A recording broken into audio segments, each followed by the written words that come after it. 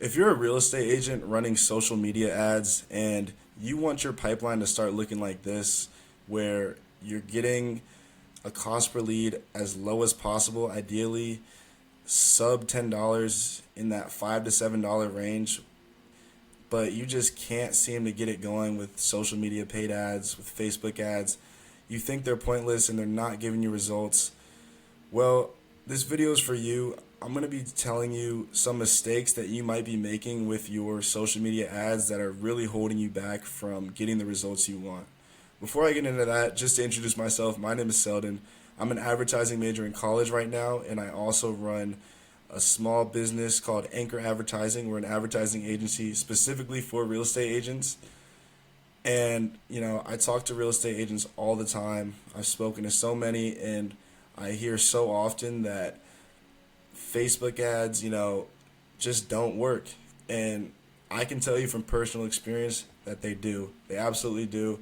And, the ones that are done correctly are the ones that are really turning into converted home buyer and seller leads because, I've done it with many of my clients. So today I'm going to be looking at a few different types of ads that I've seen on the Facebook ad library that are just awful and should not be run. And I'm going to be critiquing them and providing my feedback. And like we always say in advertising, feedback is your friend. It's not personal, it's about the work. And this is all about, improving what you're putting out there, especially if you're paying for it, right? If you're paying, as a business owner, when you're paying for anything in your business, the goal should be to seek a positive return on investment. Other than that, it's a waste and it probably shouldn't be done. So let's just hop right into it.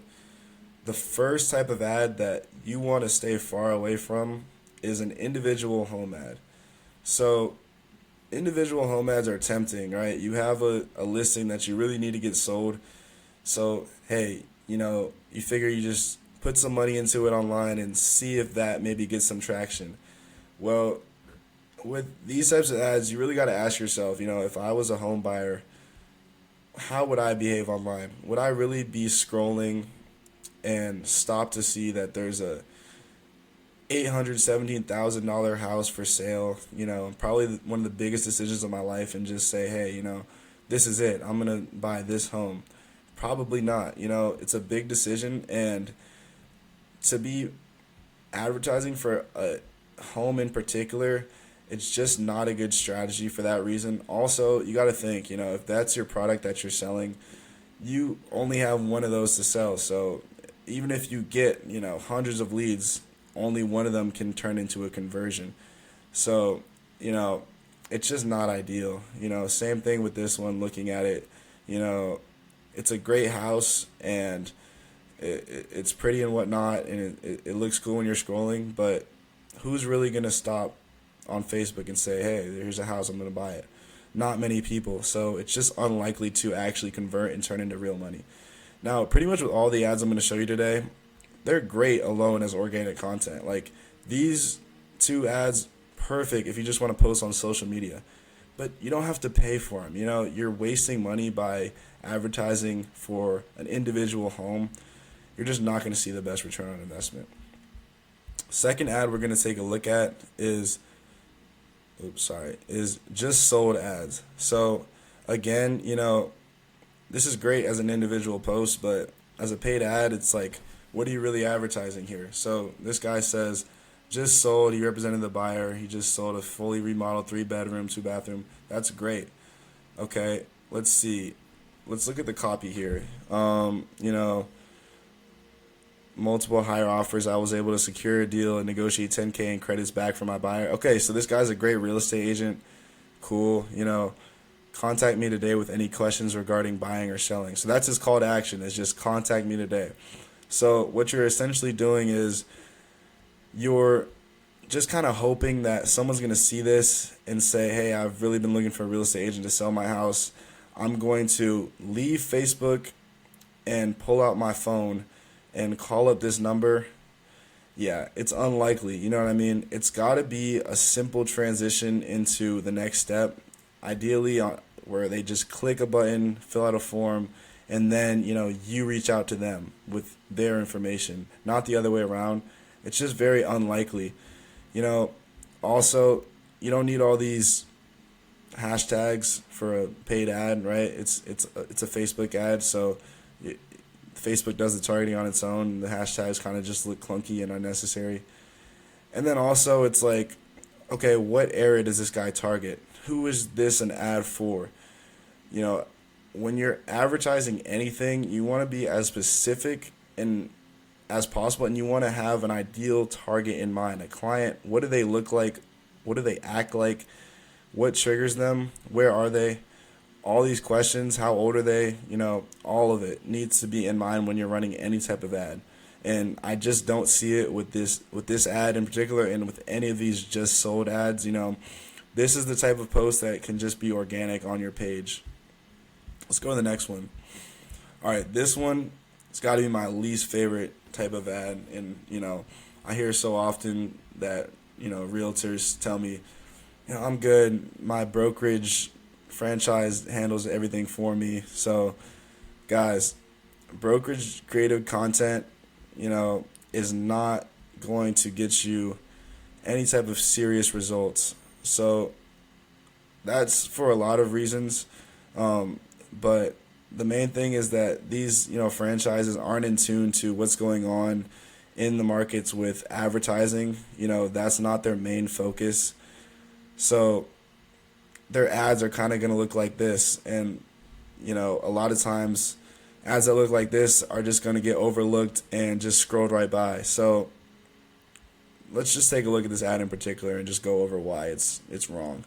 So first of all, reduce price. So this is your headline. This is your attention grabber. Reduce price. Okay. Well, what is the price? I'm just thinking as if I was the consumer right now, the target. Okay, reduce price. Where did the price go from? Where did it go from? What was the original price? What's it now?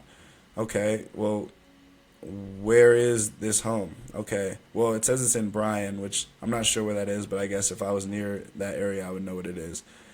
Okay, cool. So, okay, what is the call to action? So, set up a showing, reach out here. So, again, like I talked about before, it's just a phone number for more information. So, and then that's your ad, That's it. Okay, so this is, okay, a nice big house. Okay, so if I'm a consumer, I might be thinking, well, it's reduced price, but it's probably outside of my budget range anyway. Or, even if, say, it looks like something you can afford. Okay, nice big house at a reduced price, and this lady wants me to call her to set up a showing. All right, well, honestly, as the consumer, I'm just not getting enough from this ad. You're not providing me any value, and you're not providing me the information that I need. And to be honest, if I'm seeing this ad, I'm just going to scroll right by it. That's just what I see. And then let's just go to this next ad right here. Same franchise, Keller Williams. And again, you can just tell that Keller Williams kind of just made this ad for this guy. He probably doesn't know why he's paying for it. He probably doesn't even know why, he shouldn't be paying for it. Let's just go over it and let me explain again. So whether it's your first time or your forever home, first home or forever home, I've got you covered. Buying a home doesn't have to be overwhelming. I help first-time buyers and seasoned homeowners navigate every step with confidence. From getting pre-approved to closing the table, I'm here to make it simple, maybe even fun. Okay, cool. All right, this is, I guess, a little better. For one, he's not just advertising an individual home, he's advertising himself as the real estate agent. Okay, that's pretty good. And secondly, we know who our target is with this ad. It's first-time buyers and seasoned owners. Okay, great. So he's targeting two different people. We'd like to steer clear of that. We want to pick one and go with that because that's what's going to have the most effectiveness with our ads. Okay, cool. Now, let's go into why this is wrong. First of all, what is the call to action here? What is what is this real estate agent hoping to get out of this ad? What's his goal? So it looks like the call to action here is really just follow Samuel Bates Realty for buyer tips. So this guy's spending money on a paid ad, and the best case scenario, the best result is a follow from his target. So a couple more follows. He's paying, daily ad spend for just like maybe some more follows. And then here we have his other call to action is just, like the page. So 75 people like this. So great. So he's paying money to Keller Williams to make him these ads, and the best he can get in return, realistically is, a couple of people liking his page and some people maybe following him. So just as a business owner in general, you have to think, what is going to be getting me paid with this ad? I'm expecting money in return. Am I going to get that from this ad in particular? Probably not. He's probably a great real estate agent, same with her, but with this ad in particular, they're both draining money, and it could be saved or spent on a way more effective ad campaign. So let's get into this last issue I see, which I kind of went over in all of them, but I just want to really hammer down vague targeting. So it's a common, temptation to be as vague as possible with an ad. You might think to yourself, well, if I'm running an ad, wouldn't targeting more people lead to more people being influenced to click on my ad, right? That's like the original logic to someone who maybe doesn't have experience running ads. Well, what I can tell you from, what I've learned in advertising is that logic, even though it seems sound, it doesn't apply to advertising, because think about advertising as a numbers game. So especially with Facebook, they're going to put your post out to 1,000 people, say, for example. If they put it out to 1,000 people, whether it's targeted or like closely or widely, they're going to put out to 1,000 people. Now, if you're advertising a home in California, would you want that ad to be wide and vague to everybody, outside California? Sorry, let's go a little more specific. If you're targeting, Southern California, LA, whatever, and you're looking for first-time home buyers, if you make sure that Facebook knows this, okay, great. They're going to give those 1,000 views to first-time home buyers who are looking to buy in LA, as opposed to, okay, different types of home buyers, maybe people who are just in the housing market, people who are looking for a real estate agent in just California as a whole. That's what vague targeting would look like. So that's the difference. Those 1,000 views are going to go to somebody. Make the 1,000 views go to somebody that you're actually looking for to target with your particular ad. So let's look at this one. First is the worst, second is the best. Never has that old saying hit so perfectly. I'm thrilled to share, whatever. He sold to a cash buyer for $1 million, whatever. Okay, great. So this guy's a great real estate agent. He just sold to a cash buyer. That's cool. And this is a great post. But again, it can just be organic. This can just go on his page, all this copywriting. Okay, I'm probably going to skip all this because, he already lost me at the first part of the caption. Okay, let's look. Where's the call to action? If you're wondering how to make your next move in this shifting market, let's chat. I'd love to help you. Okay, so his call to action is let's chat. Let's see. Does he have a phone number?